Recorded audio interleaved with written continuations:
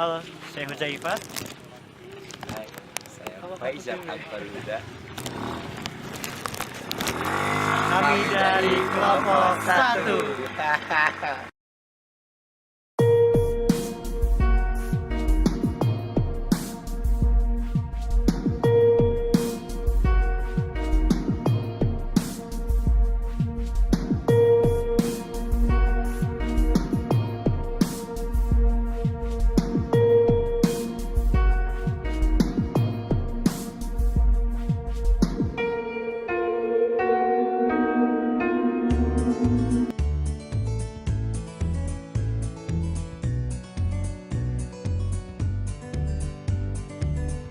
The future of our world depends on addressing global challenges now.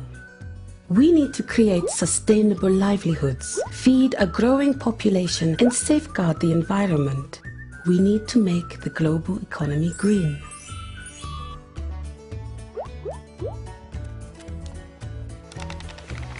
Farmers are key to the green economy. They grow the crops to feed, clothe, and produce other renewables for all of us. They manage the land, safeguard natural resources, and help protect biodiversity. Around the world, agriculture accounts for 37% of employment, 34% of land use, 70% of water use, and up to 30% of greenhouse gas emissions. In fact, 97% of agriculture workers live in developing countries where it is women farmers who grow the majority of our food. Growth from agriculture is at least twice as effective in reducing poverty than any other sector, and it has one of the highest potentials for mitigating carbon emissions. We need 70% more food available by 2050. We must increase productivity and reduce waste. We must help farmers share knowledge and access the training and inputs they need to sustainably improve the quantity, quality, and diversity of the crops they grow. And we must help them adapt to changing weather patterns to keep soil fertile and to tackle pests. Farmers also need better access to markets to get supplies and information and to sell their surplus crops more reliably and affordably, further reducing waste. These include local storage, communications, and transport systems. This increases the money they earn and creates more jobs. Farmers can use this to reinvest in their farms and pay for better education and healthcare for their families.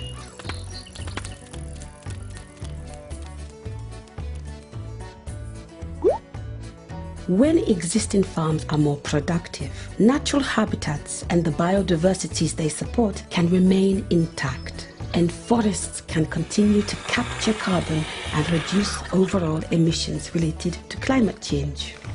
Sustainable farming practices like conservation tillage also help prevent soil degradation and keep carbon in the soil. And technologies such as drip irrigation can reduce the amount of water farmers need to use. Agriculture is essential to the green economy. Let's reverse the big decline in government spending and foreign aid to agriculture that has been happening since the 1980s. Let's invest in agriculture research and create science-based policies that give farmers a variety of innovative solutions from which to choose. Let's enhance agriculture's ability to create jobs and safeguard the environment.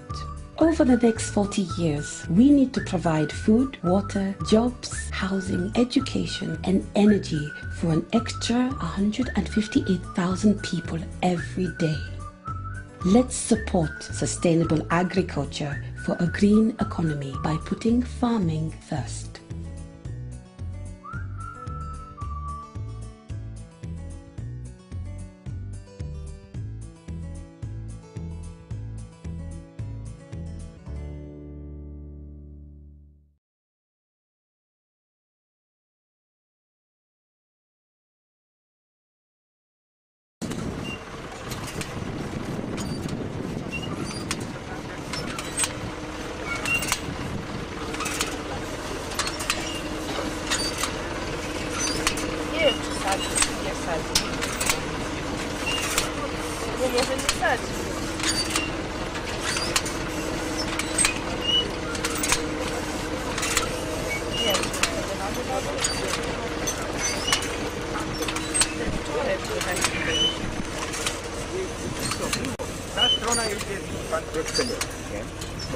Kan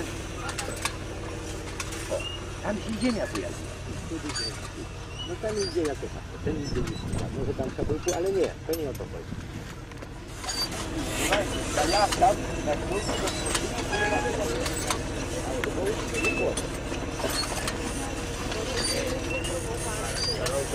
dan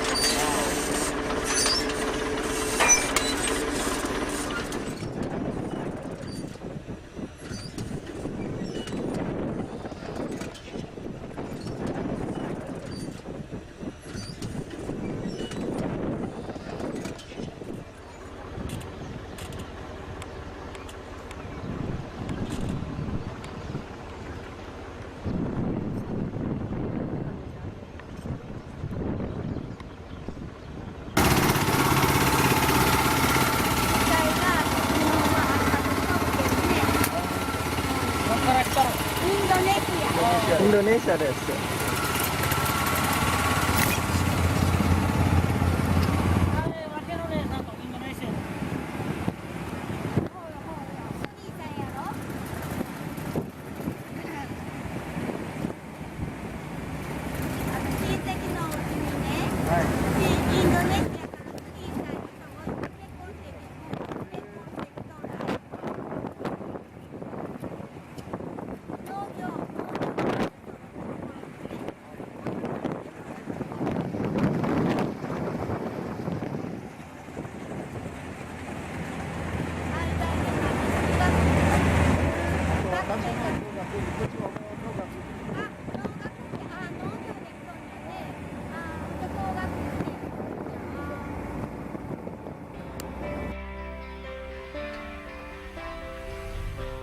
Welcome to Nebraska, the heart of America's breadbasket.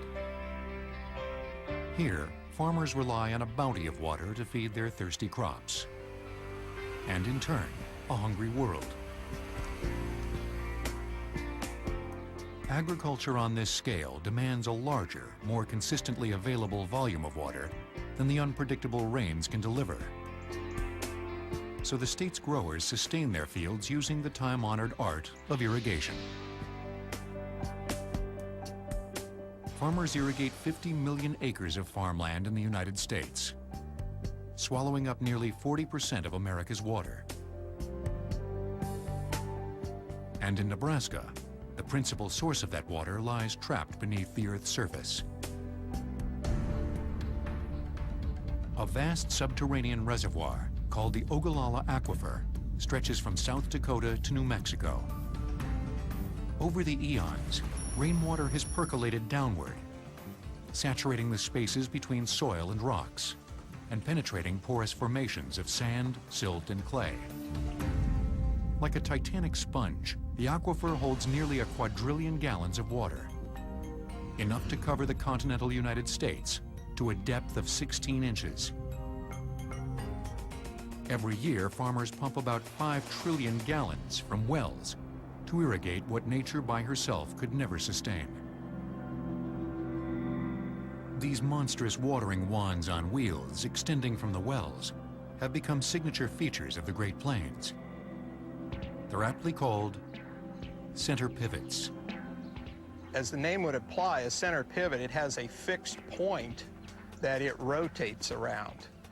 And from the air, it gives you a circular pattern that people may have seen when they're flying across the United States or even other parts of the world. It goes around typically in a clockwise direction, working just like a watch hand and going around very slowly and applying the water evenly over the entire field as it moves. The machine itself is powered by small electrical motors at each drive unit or each tower. They consume less than 1 horsepower each. A center pivot covering 130 acres typically takes 3 days to complete 1 rotation.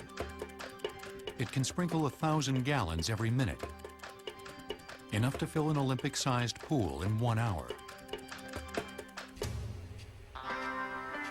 This model, watering a sod farm outside of Omaha, epitomizes a crucial element of every center pivot's engineering: keeping the linked spans of its lengthy pipeline properly aligned as they move. The very last set of wheels, which is at the outer end, is the master. As that last set of towers or drive unit moves ahead, it creates an angle difference at a flex joint above each set of tires. In the tower box are the switches which sense the angle, and as the angle changes, a switch is tripped, which will energize this motor, and this drive unit will move forward. It will move until it's back in line again, and then it will stop. And this cycle will continue to repeat itself as the center pivot moves around the field. Center pivots have revolutionized productivity by distributing water more efficiently than any other form of irrigation. One of the older methods it's eclipsed, called gravity irrigation, conveys water through furrows dug between rows of crops. It's still used on about 60% of America's irrigated cropland. For gravity irrigation, the first thing we need is a water source, and the water source we're using here today is out of a local river. What we typically do here is we lower our basket into the river, and once we have that down into the river, then we're ready to start this 45 horsepower diesel engine that will deliver the water to our gated pipe at the rate of about 1,200 gallons a minute.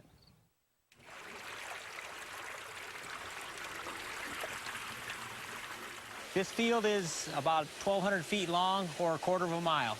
We keep the pipe at the top end of the field so that we can run water down the slope to the bottom end to make the gravity system work. The main advantage or reason that we're using this system here is we have an odd-shaped field that's small, that's not very conducive to a center pivot system. Our disadvantages here with this system are we're over-applying water to the extent of about twice as much as we need on the top end of the field to get water to the bottom end of the field. The roots of this simple form of irrigation can be traced back 6,000 years to Mesopotamia in present-day Iraq. In the millennia that followed, farmers in arid regions around the globe have used gravity irrigation to power the progress of their societies. By the 19th and early 20th centuries, it was enhancing productivity on America's Great Plains. But many homesteaders remained at the mercy of the fickle rains. Just beneath the settlers' feet, the vast ocean of the Ogallala beckoned. But their only means of pumping it to the surface were their underpowered windmills. They could tap just the shallowest groundwater, enough only to water a few trees or fill a bathtub on a Saturday night. The 1920s witnessed unusually generous rains. But in 1931, the skies abruptly dried up.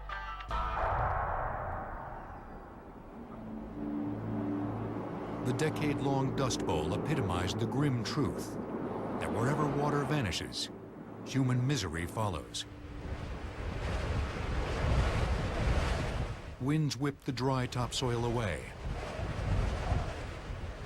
and with it, the fortunes and dreams of thousands.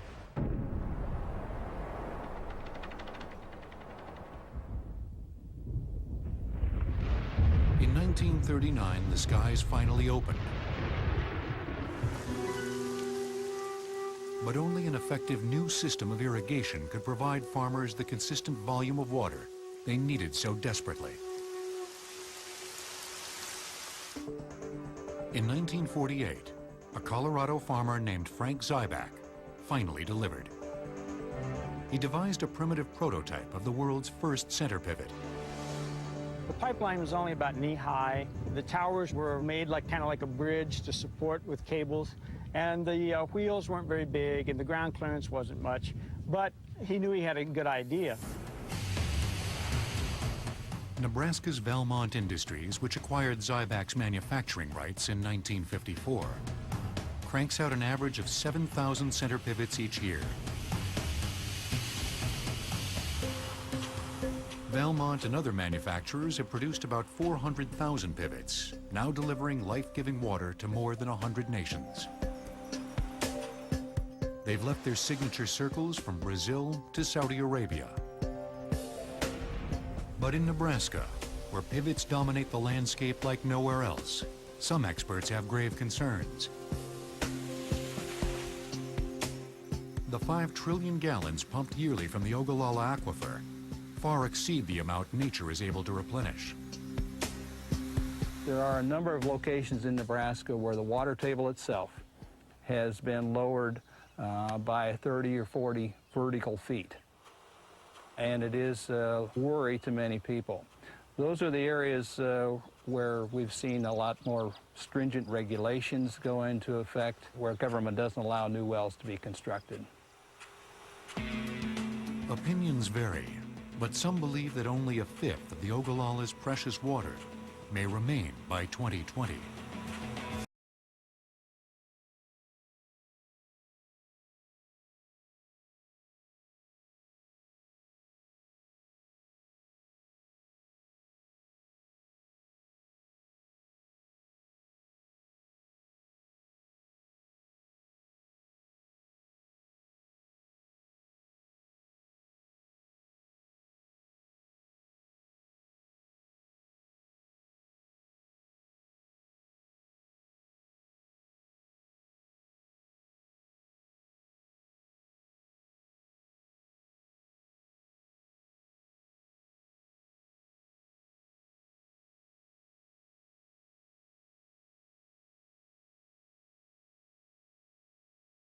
Sekilo setengah. 1,5 kilo resiko kamu dia. Yo.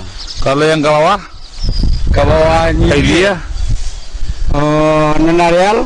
Sampai perbatasan Bayu anak. Buat Padang Bayu katanya. Padang Bayu. Berapa kilo tu? Kilo-kilo 3 kilo doh. 3 kilo. Jadi siko area sawah awak di mana? Yo. Sawah. Jadi kondisi sama di korong Bokoto Padang. Di siku bisa angku mama bondo sarato dusana cali langsung ko padi yang ka ditanam gua Pindah ke siko. Untuk area yang di siko. Lah di sia ianya cuman coba dusana cali nan padi go lah kaliang bago kaliang air tu nan kurang. Iya. Jadi kendala wa Pak Gorong yang untuk area pertanian selama ko apa Gorong? Silakan Pak Gorong. Ya kalau masalah area pertanian memang penghasilan kurang. Jadi kadang-kadang ia dicalonnya ke jagung juga akibat dari kurang tu. Jadi karena air kurang orang tidak bisa menanam padi. Iya. Dialih fungsikan lahan awako ke jagung. Jagung ya. Kalau air ko ya kawak peso kate sabananya aduh. Jadi permasalahannya di mana sana? Permasalahannya di kabun ko, Pak. Di kabun kan di bawah aspal di bawah di kabun. Yo. Jadi di sini banda aku melalui sawah pematang tu gempak-gempak saja gabah-gabah kan ke banda. Jadi badan banda tu bisa ruih di nak sampai ke biye ke siko. Berarti saluran tali irigasinya yang rusak. Yang rusak. Terakhir itu di Peluan tu marah. Kalau nak salah mau pepelannya nang kapal banda ya masakai itu meluan. Yo swadaya apa? Swadaya masakai sekitar 6 bulan ke bro. 6 bulan. Kapalonya tu. Yang kapal banda. Kapal banda. Semen tu. Semen. Swadaya apa biaya? Pakai tu. Biayanya. Yang saluran ke bawah? Saluran ke bawah kok apa kena melalui sawah. Tentu ini nak permanen kan? Nak permanen. Tanah ya. Tanah moga apa itu. Jadi dana untuk menyimin kau nak ada. Kalau swadaya awak kapal bandar lah bisa ada sini. Ya. Cuman tali air awak sampai kasih ko. Ya. Itu di karena nak permanen. Nak permanen. Kemampuan awak singgah situ barunya. Ya. Itu kondisi tak keko irigasi lah. Iya. Jadi kalau digorokan tali air itu bisa di kerajaan tu. Kalau digorong memang gorokan terus tu Pak. Sekali 3 bulan, kali 4 bulan kan. Ya. Tetap goro tu. Cuman kendalanya dan penghasil tetap gabah-gabah ya. Oh jadi digorong karena nak permanen. Ya. Tu rabah tadi, ketiboy kadang hujan, ya. Rabahnya. Dan yang kedua kan lalu kan ke jalan modego kan jalan lo ke pematang. Coba Pak Korong praktekkan lo bahaya jalan pematang tu ha. Yo jalan modego nak. Ko banda gua. Yo. Lalu banda. Tanah lunak jalan tu agak bahaya ko tu. Yo. Inilah ko agak bahaya tambah ye. Yo. Jadi kalau tali air ko di semen. Mungkin lancar. Lancarnya ya. Lancar. Jadi kena lawak ini kena tali air panjang, semen ko nak do, swadaya masyarakat hanya bisa membuat tali bandar dulu. Ya. Itu kena lawak di bahan baku di bawah nak. Di bahan baku ya. Jadi kalau seandainya Pemda bisa membantu bahan baku atau perantau itu bahar cara kan? Ya. Itu kalau tenaga kereke kasih ya, bawa korong. Ya kalau masalah swadaya masyarakat. Kerikil juga itu bisa lah disampaikan ke masyarakat baik lokal ko atau gini ko dicari perkumpulan masyarakat lo lihat kelompok tani cari lo dana boleh kasih kerikil ko. Cuman si minat do selalu nado mau ya. Kalau kasih je kerikil di kampung awak do. Ado. Jo caro je tenaga si mengumpul ni. Bisa. Dak do tuju ke pak. Ya. Bayi je ke bawah tak. Ya. Kalau jo masyarakat bisa. Kalau untuk konsumsinya bisa urus masing-masing nak, bersama-sama nak. Ya. Yang tidak ada ke siko kan pabrik semen mah. Iya nak ada siko. Jadi mbak caranya semen tu bisa masuk ke korong batu caluang. Anak mau kampung kita kita Sariak Lawe. Sariak Lawe. Ya. Jadi daerah area pertanian ko mama pundo jo di sana bisa wa adiri belia. Iko rawat tahun ko di sini iko Pak Korong. Dalam deka sekitar 50 tahun lah pindah-pindahan gua ini. Jadi berganti-gantian. Jadi kalian di sana sadonyo di siku iya lai di si di kondisi iya ketik tu nampak di kejauhan. Kalau di Kopadi kan ya. Yang apa semayan. Ya. Tu area jaguang mungkin. Ya, dia ke jaguang kau tanam di karano iya kurang. Ya. Jadi kalau tali ayah awak dari atas BCG salurannya. Lancar. Itu nak do apa do. Dan ambo mancal dia di kecamatan sampai kota Mintang ko luas areal sawah ko sabana lawe. Dari mulai kaki bukit di meninjau lah sampai ke bawah tu sekitar rentangnya ada sekitar dari peta yang mau pelajari dan ambo buat itu ada sekitar sampai kapo sekitar 18 kilo. Jadi kendala awak kini air dan ambo rasa ko hasil produksi padi di sampai kota Mintang malah biasa sebenarnya. Jadi dari Sikora salah satu sentral lumbung padi di Kabupaten Balabareman selain di Lubuk Aluam jo Ketanam. Iya. Jadi para luwana kita persamuan baalah caranya irigasi ko bisa awak pailoan balik. Nah masyarakat siap untuk berguru. Siap Pak Korongnya? Okey lah. Bisa diimbau masyarakat banyak. Jadi caranya biko awak koordinasikannya peminta nagari awak. Ya. Pak Wali Nagari Kamarsam langsung ke Pak Korong. Biko dikumpulkan ke kelompok tani. Awak berguru balik. Dan guru tetap ada tarui. Cuman dek bahan bakunya ndak ada, hanya dinding-dinding tanah saja tu runtuh ke runtuh. Dah balik. Tiba air kadang, air hujan abe, air kadang. Runtuh hanya tiba kesadang kosong, air tak kini ko nak ada hujan-hujan. Air memang tetap ada. Cuman kadang-kadang di masyarakat tentu melewati sawah belum dekat no bandar aku di dalam sawah. Yo. Jadi gabah-gabah dari pengatang tu. Tu tambah lah bandar. Ya. Sampai boleh. Oke, itu saja yang bisa kami sampaikan kini. Nah, kita akan liput dari kondisi sarana jalan, infrastruktur jalan di Jalan Lingkar, Pak Korong ya. Ya. Harigo, tangga berapa gini, Pak Korong?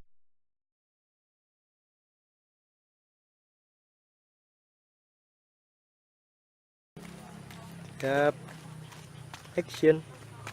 Mau tanya Mbah, itu selama Mbah bekerja sebagai petani, permasalahannya apa Mbah? Kayak masalah-masalahnya apa gitu?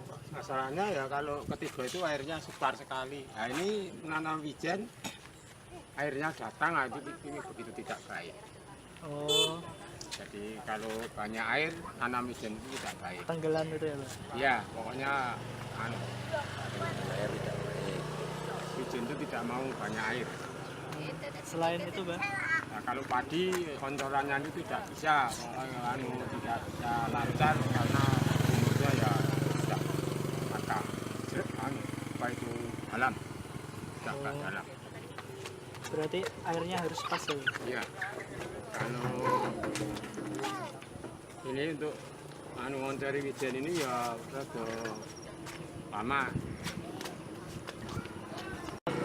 Mau nanya, sekarang tuh kan banyak anak muda yang lebih di kota-kota nggak tahu tentang pertanian, Mbah. Taunya cuman apa ya, kebanyakan cuma pertanian tuh taunya cuma nyangkul doang. Sedangkan ternyata pertanian malah masalah yang penting, masalah buat makanan, pangan kan. Tapi banyak anak muda yang masih cuek, istilahnya masih milih buat main-main doang, masih milih istilahnya masih pertanian masih dianggap sebelah mata. Menurut Mbah itu gimana, Mbah? Kalau saya orang tua ya, kalau anak saya umpamanya begitu ya saya saran supaya jangan sampai. Ya kalau belum bekerja ya apa, saya sebagai ayah harus ikut supaya dibantu lah. Soalnya emang sekarang tuh kebanyakan dari teman-teman kita juga nganggap pertanian tuh nggak, kedepannya nggak baik segala macam. Padahal justru malah masalah utama ya, jadi pangan utama ini semua masyarakat justru dari pertanian, Mbak ya. Terus jadi saran Mbah buat anak-anak muda sekarang kira-kira apa ya, Mbak?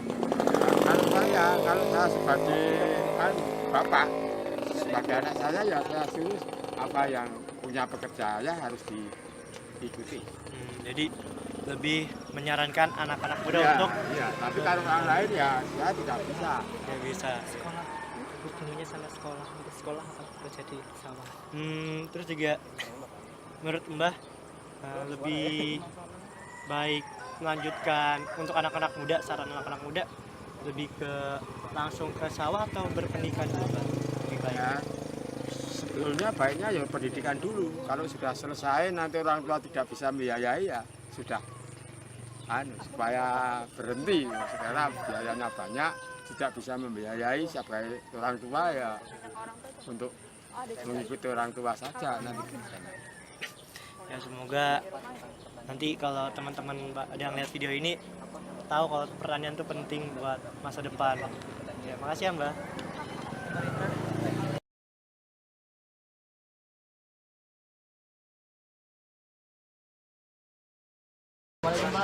Assalamualaikum Pak, selamat pagi. Nama saya Bagus Santoso dari jurusan Ilmu Tanah Fakultas Pertanian UNS. Mohon maaf, ini dengan Bapak siapa? Bapak Gatot Kusmanto udah jelas. Gatot Kusmanto. Bapak kerjanya sebagai apa, Pak? TNI driver sopir. Oh, di sini saya ada beberapa pertanyaan menyangkut tugas pengenalan ilmu pertanian. Yang pertama, pertanyaan ini tentang pertanian di Indonesia, Pak. Menurut Bapak, apa pendapat Bapak tentang pertanian yang ada di Indonesia? Kalau pertanian di Indonesia sebenarnya bagus, cuman dari untuk modalnya kurang memenuhi intinya. Untuk istilahnya untuk lokasinya, tempatnya, terus perairannya bagus. Ya intinya ada di modal di modal pribadi kurang memenuhi. Jadi mungkin pemerintah harus ikut andil bantu rakyat-rakyat yang pertanian itu. Intinya harus dibantu lah. Jangan dibiarkan sendiri. Kalau dibiarkan sendiri saya kira modalnya kurang. Ada yang modal kurang, ada yang punya kan nggak sama kan, sudah kurang. Jadi harus diberi bantuan gitu ya. Ya intinya harus didukung oleh pemerintah juga. Tapi petani juga harus saling mendukung ini. Terus pertanyaan yang kedua, Ya. apa yang Bapak ketahui tentang pertanian yang ada di luar negeri? Kalau pertanian di luar negeri sudah banyak yang memakai teknologi canggih, jadi hasilnya juga memenuhi standar. Jadi hasilnya lebih bagus luar negeri daripada Indonesia. Tapi sebenarnya mutunya bagus Indonesia. Cuman karena teknologinya lebih bagus di sana, otomatis kan hasilnya juga memuaskan. Lebih ke teknologi ya? Nah, di teknologi kalau di luar negeri. Di Indonesia kan teknologinya kurang. Kayak Jepang itu kan. Nah, contohnya kan Jepang udah maju kan. Ya. Terus ini pertanyaan yang terakhir ya Pak. Ya.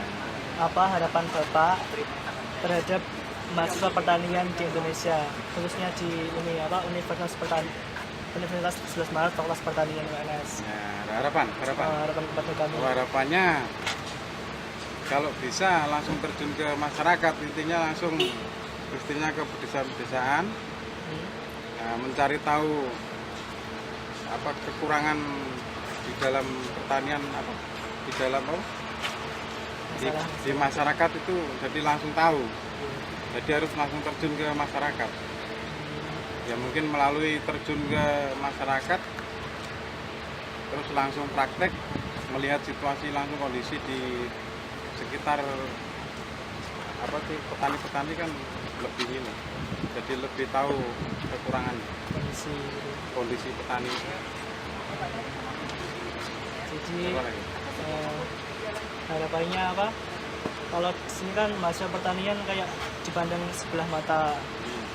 Itu pendapat Bapak gimana? Salah kalau pertanian. Gimana itu? Salah kalau pertanian dipandang sebelah mata itu salah. Intinya negara maju itu kan tergantung petani. Kalau petaninya maju, ya itu negaranya maju. Jadi mahasiswanya juga harus mahasiswanya harus lebih ini lagi ke pertanian. Masalahnya kemajuan kan tergantung pertanian. Kalau penghasilannya lebih bagus, negara itu akan maju kan? Iya tuh? Iya. Gantian. Saya kira segitu aja ya Pak. Oh iya. Terima kasih atas waktunya dan juga jawabannya tadi. Selamat pagi Pak. Ya, walaupun salah, dimaafkan. Iya. Assalamualaikum warahmatullahi wabarakatuh. Perkenalkan saya Siti Aprilia Rahmawati dari Fakultas Pertanian. Mas, dengan siapa? Mas Sofir. Dari? Fakultas Agraria. Saya mau tanya, pendapat Mas terhadap pertanian Indonesia gimana? Saat ini mungkin sedang buruk kali ya. Kadang-kadang beritanya kan beras saja kan impor. Apalagi sekarang musimnya kan ada yang bisa bisa ditentukan gitu. Jadi mungkin lagi masa-masa buruk. Terus kalau menurut Mas pertanian di luar negeri seperti apa? Kurang tahu saya.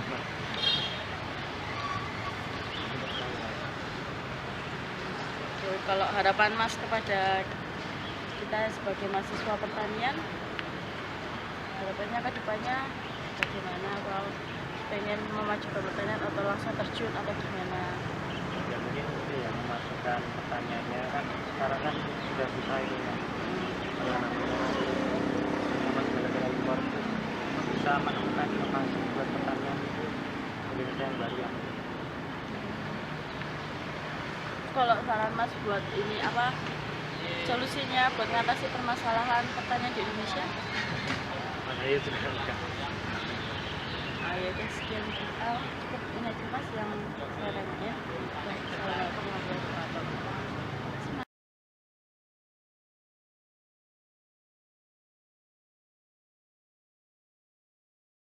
Bismillahirrahmanirrahim. Saya sebagai ibunya Nabila mempunyai harapan terhadap anak saya yang sedang kuliah di Fakultas Pertanian jurusan Ilmu Tanah ini, harapan kita selaku orang tua terhadap anak kami adalah suatu saat kelak bila dia sudah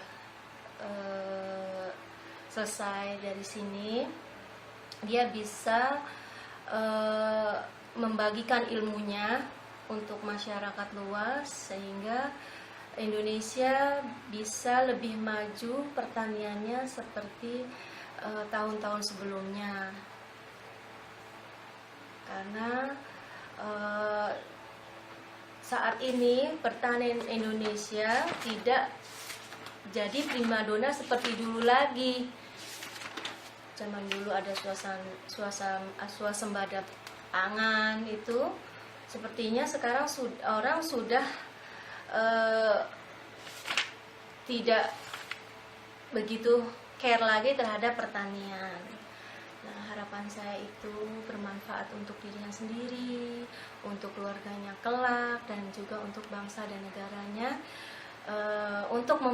khususnya untuk memajukan pertanian Indonesia. Hidup pertanian Indonesia!